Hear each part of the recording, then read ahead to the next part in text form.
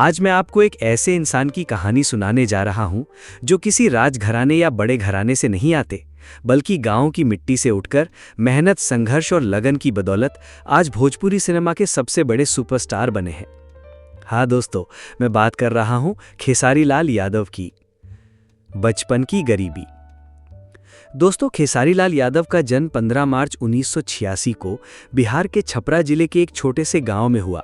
उनका असली नाम है शत्रुघ्न कुमार यादव। गरीबी इतनी थी कि खाने के लिए भी कई बार परिवार को सोचना पड़ता था। घर में इतने पैसे नहीं होते थे कि अच्छा कपड़ा पहन सकें या स्कूल की फीस भर सकें। लेकिन कहते हैं ना, गरीबी इंसान के सपनों को रोक नहीं सकती। खेसारी लाल बचपन से ही गाने बजाने में बहुत रुचि रखते थे। गांव के मेलों और शादी ब्याह में जब कोई गाना गाता तो वे भी पीछे पीछे सुर मिलाने लगते। लोगों को उनकी आवाज पसंद आती, लेकिन हर कोई कहता, गाने से घर नहीं चलता, काम करो, मजदूरी करो। लेकिन खेसारी लाल का दिल मानता ही नहीं था। गांव छोड़ दिल्ली जाना। परिवार की आर्थिक स्थिति बहुत खराब थी। पेट भरने के लिए काम करना जरूरी था। इसी मजबूरी ने खेसारी लाल को गांव छोड़कर दिल्ली जाने पर मजबूर किया। दिल्ली पहुंचकर उन्होंने तरह तरह के छोटे काम किए। कभी दूध बेचते, कभी मजदूरी करते और कई बार तो सड़क किनारे ठेला लगाकर लिट्टी चोखा बेचते। दोस्तों, आप सोचिए, जिस इंसान को आज करोड़ों लोग पर्दे पर देखना पसंद करते हैं, वो कभी सड़कों पर बैठकर लिट्टी चोखा बेचता था। कई लोग ताना भी मारते, अरे गाना गाने चला है, पहले पेट तो भर। लेकिन खेसारी लाल ने इन तानों को अपने लिए प्रेरणा बना लिया।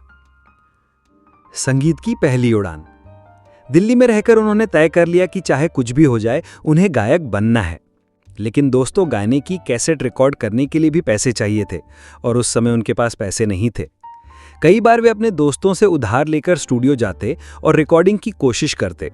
कई बार उन्हें स्टूडियो से ये कहकर भगा दिया गया कि तुम्हारी आवाज में दम नहीं है, छोड़ दो यह सपना। लेकिन कहते हैं, सपनों पर अडिग इंसान को दुनिया भी झुकना पड़ता है।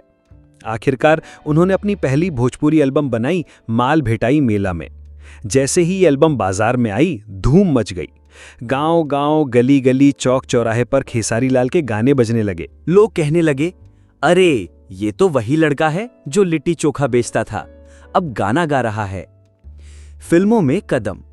गायकी में सफलता मिलने के बाद खेसारी लाल को फिल्मों में मौका मिला। साल 2012 में उनकी पहली फिल्म आई, साजन चले ससुराल। दोस्तों, ये फिल्म इतनी बड़ी हिट हुई कि खेसारी लाल रातों रात सुपरस्टार बन गए। लोग सिनेमा घरों में तालियां बजाने लगे, सीटियां मारने लगे। भोजपुरी सिनेमा को एक नया चेहरा मिला, खेसारी लाल यादव। इसके बाद तो उन्होंने पीछे मुड़कर नहीं देखा। एक के बाद एक हिट फिल्में दी। लाडला, संघर्ष, कुली नंबर 1, जिला चंपारण, मेहंदी लगा के रखना। लोगों ने उन्हें भोजपुरी सिनेमा का चॉकलेटी हीरो और जनता का सुपरस्टार कहना शुरू कर दिया। पत्नी का साथ। दोस्तों, सफलता की इस यात्रा में उनकी पत्नी चंदा देवी का योगदान बहुत बड़ा है। जब खेसारी लाल दिल्ली में ठेला लगाकर लिट्टी चोखा बेचते थे, तब उनकी पत्नी भी साथ खड़ी रहती थी। वो जानती थीं कि उनका पति बड़ा कलाकार बनेगा। कई बार घर में खाने के लिए पैसे नहीं होते थे, लेकिन उन्होंने कभी शिकायत नहीं की। आज खेसारी लाल खुद कहते हैं कि अगर मेरी पत्नी ने मेरा साथ ना दिया होता तो शायद मैं आज ये मुकाम हासिल ना कर पाता।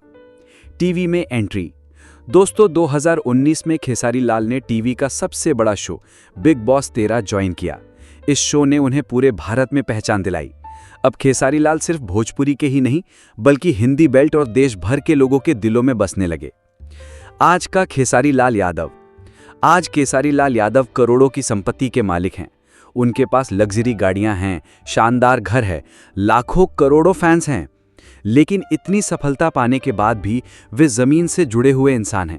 गांव के लोगों को कभी नहीं भूलते, भोजपुरी भाषा और संस्कृति को हमेशा बढ़ावा देते हैं। आज भी वे गांव-गांव जाकर स्टेज शो करते हैं और लोगों का मनोरंजन करते हैं। सीख। दोस्तों, खेसारी लाल यादव की कहानी हमें यह सिखाती है कि गरीबी और संघर्ष कभी आपके सपनों को रोक नहीं सकते। अगर आपके अंदर मेहनत और जुनून है, तो कोई भी ताकत आपको सफल होने से नहीं रोक सकती। अपमान और तानों को अगर हम प्रेरणा बना लें, तो एक दिन वही लोग तालियां बजाते हैं। समापन।